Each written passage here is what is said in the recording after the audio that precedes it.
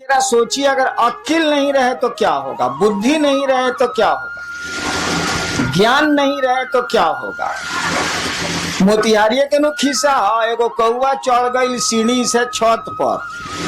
बपुआ कहला से बेटा से तेरे सीढ़ियां हटा दे रे, इसार उतरिहन कैसे। एक सीढ़ी लगी थी आंगन में, कौआ सीढ़ी पर चढ़ चढ़ के छत पर चला गया। बापा बोला गिरे बेटा को, गिरे बउआ सीढ़ियां हटा। इस सार छत पर से कौआ उतरिहन कैसे साले। ऐसे तो काम ना चली। कौआ के तो पाँव खोला, बाबू उड़ जाई, सीढ़ी लगाओ चाहे मौत लगाओ। हम लोगों ने कहा कि शिव से आप दान तो लेते हैं, शिव से आप बहुत कुछ मांगते हैं, कुछ न कुछ मिलता ही मिलता। देने का अधिकार भी उनको जितना है, देने की शक्ति भी उनको जितनी है। विश्व में, वर्ल्ड में, संसार में, इस त्रिभुवन में किसी को नहीं है, क्योंकि ईश्वर का नाम है शिव, ईश्वर का नाम है महादेव। हम लोगों ने कहा कि दान तो तुम मांगते हो, ज्ञान का नहीं मांगते हो बउआ। दान तो हम लोग मांगते हैं, ज्ञान काहे नहीं मांगते। ज्ञानमा भी मांग लीजिए तो उस दान का बढ़िया से बढ़िया उपयोग कर सकिएगा। रावण मांगा था दान, क्या मांगा था? त्रैलोक्य की शक्ति। नियम है, शक्ति में छिपा हुआ सम्मान होता, इज्जत होती है। आपके पास पैसे की शक्ति बहुत ज्यादा है तो जगत में आपको सम्मान मिलेगा, सुविधा मिलेगी। आपके पास राजनीति की शक्ति बहुत ज्यादा है तो आपको सम्मान, सुख मिलेगा। सामान्य नियम यही है। आपके पास सुंदरता की शक्ति बहुत ज्यादा है तो भी मिलेगा। बहुत सी महिलाएं विश्व में हुई हैं जिसके चलते तख्त डोला है, राजा डोले हैं, शासन डोला है। देखिए, सुंदरता की शक्ति है, हालांकि उसकी नहीं है, उसको किसी ने दी है। कोई आदमी सुंदर पैदा हो गया, कोई आदमी कुरूप पैदा हो गया, इसमें उसका कोई दोष नहीं है, किसी ने दे दिया। तो कुरूपता दे दी हो या सुंदरता दे दी हो, उसमें उस आदमी की कोई खूबी नहीं है, कोई उसकी योग्यता नहीं है। तो रावण भी मांगने गया था पावर, जानता था कि पावर में इज्जत है, सम्मान है। शक्ति मांगी थी उसने, त्रिलोकी की शक्ति, यानी तीनों जो कहानी है सच है क्या झूठ हमको नहीं मालूम। तीनों जो है, जो लोक हैं उसकी शक्ति मांगी थी, यानी देवताओं से भी अपने को ऊपर कर लिया था उसने। देवता भी लोक में ही आते हैं, ऐसा नहीं है कि देवताओं की डिग्री महादेव के बराबर है। वो लोग, उन लोगों का भी लोक होता, वो लोग हमारे आपके नियमों से ही चलते हैं। त्रैलोक की शक्ति तो मांग ली, लेकिन शक्ति को संचालित करने का ज्ञान नहीं मांगा। आपने बंदूक तो सरकार से मांग ली, लेकिन बंदूक चलती कैसे है ये आपने सीखा ही नहीं सरकार से। सीख तो लीजिए भाई साहब, नहीं तो बहुत खतरनाक होगी वो बंदूक, क्योंकि उसमें शक्ति है।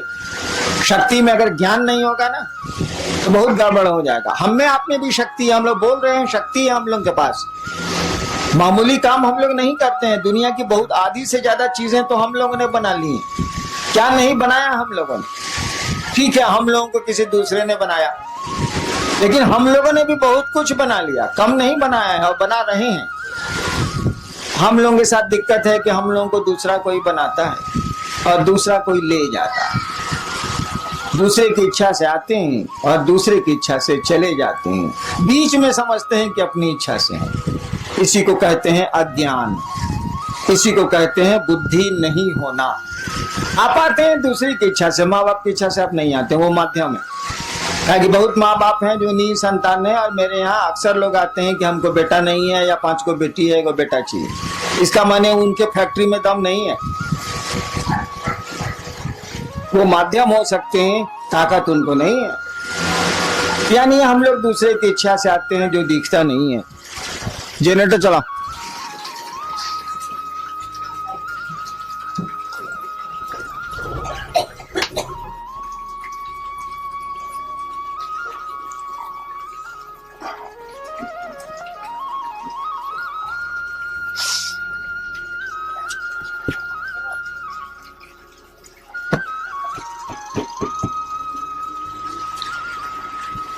हम लोग दूसरे की इच्छा से आते हैं जो हमारी आपकी आंखों से नहीं दिखता है। अपनी इच्छा से रहते भी नहीं। अक्सर लोग चाहते हैं, करीब करीब सभी लोग चाहते हैं रहना, रहते कहाँ है, हम लोग के पूर्वज चले गए। तो आना दूसरे के हाथ में है, जाना दूसरे के हाथ में है।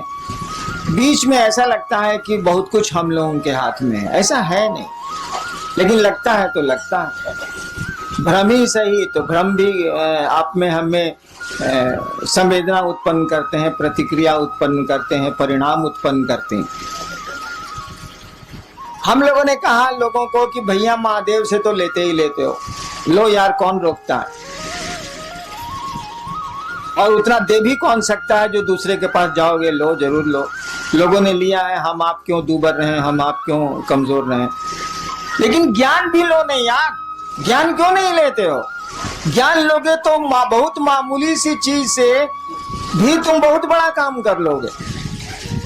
हम लोग देहात में वो कहावत है ना कि गांव में एक होशियार रही तो कमा खा के जिए ली, 5 गो बुड़बक ओकरा भेटा के चाहिए। तो ज्ञान का ये महत्व है।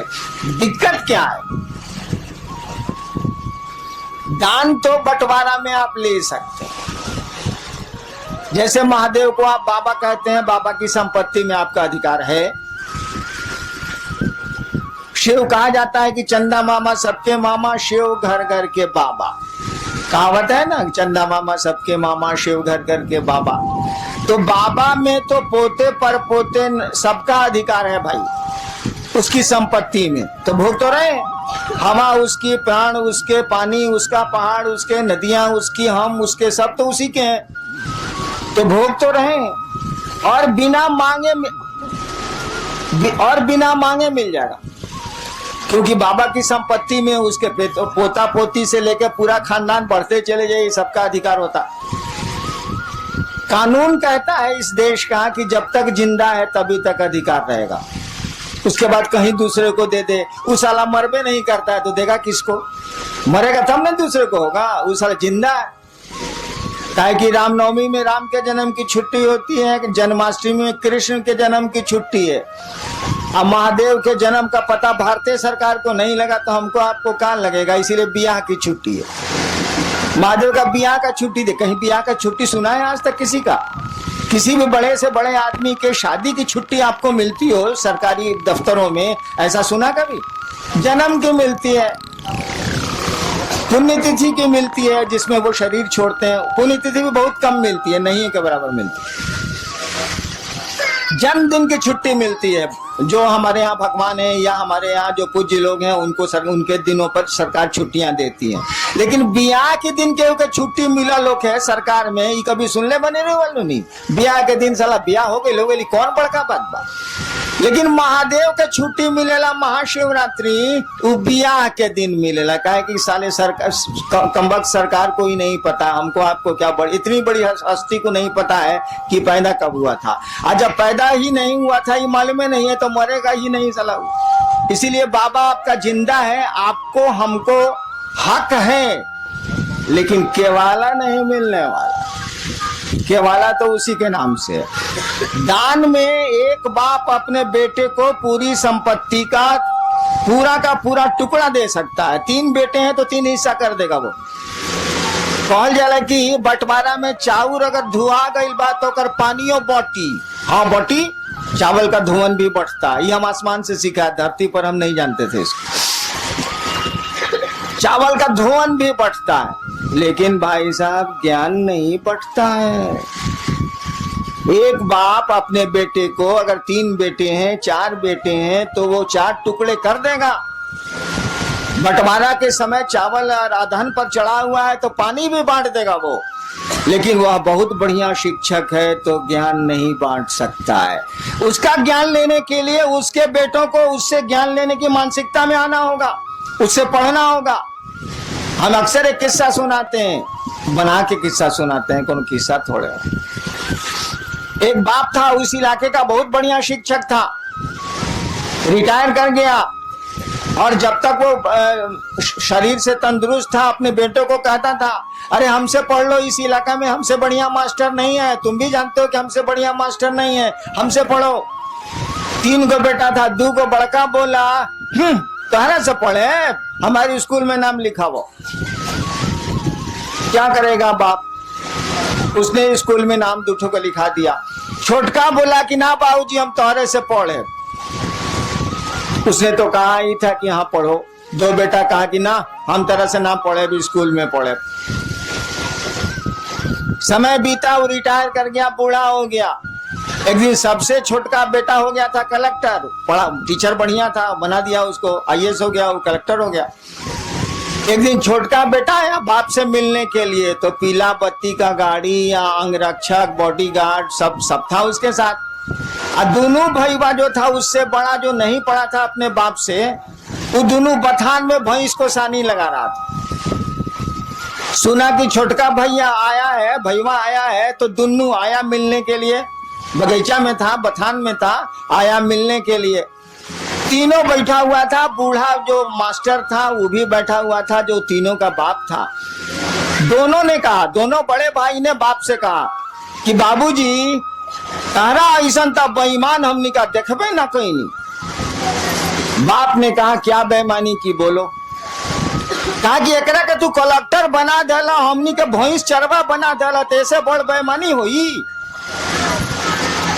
वो बूढ़ा आदमी बोला कि देखो बाबू हमरे पास इतना बीघा जमीन है, छोड़ दो, हम पेंशन से खा लेंगे, हमको जमीन की जरूरत नहीं है। तुम तीनों भाई इस जमीन को बांट लो, हम जमीन का बंटवारा कर देते हैं, संपत्ति का एक एक पाई का बंटवारा कर देते हैं। लेकिन ससुरा बताओ हम ज्ञान का बंटवारा कैसे करें? ये पढ़ना चाहा तो हमने पढ़ा दिया, तुम दोनों ने कहा नहीं पढ़ेंगे तो स्कूल भेज दिया। तुमको बढ़िया शिक्षक नहीं मिला, तुम नहीं पढ़े, भैंस चरा रहे हो। इसने हमसे पढ़ना चाहा, हम थोड़ा बढ़िया से पढ़ाते रहे हैं स्कूलों में, हमने इसको पढ़ा दिया, ये कलेक्टर हो गया, तुम दोनों भैंस चरवा हो गए। तो ज्ञान का बंटवारा हम कैसे कर दें? चलो चावल का पानी हम बांट देते हैं, सब कुछ बांट देते हैं 3 हिस्से में, लेकिन ज्ञान कैसे बांटेंगे यार? ज्ञान कोई लेगा तब न देंगे, ज्ञान तो लेना पड़ता है। सामान तो हम दे देंगे, दीजिए चाहे फेंकिए, लेकिन ज्ञान तो हम दे ही नहीं सकते ना जब तक आप लेना नहीं चाहिएगा, उसको रिसीव करना नहीं चाहिएगा। हम लोगों ने कहा महादेव से दान लेते हैं, ज्ञान का नहीं लेते हैं भाई साहब।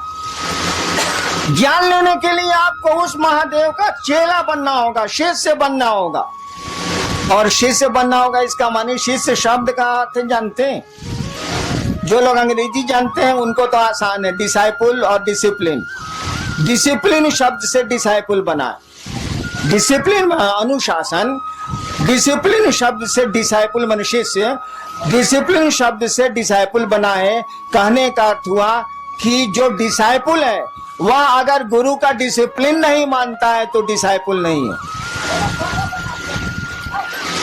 जो शिष्य है अगर गुरु का डिसिप्लिन नहीं मानता है तो डिसाइपुल नहीं है। शिष्य शब्द का भी वही अर्थ होता है। संस्कृत में शस धातु है, उससे बना है शिष्य शब्द, उससे बना है शासन, उससे बना है अनुशासन, उससे बना है प्रशासन, उससे बना है शिष्य। शिष्य का मानी होता है जो अंग्रेजी में मानी है वह हिंदी में भी है। शिष्य का मानी होता है जो गुरु का अनुशासन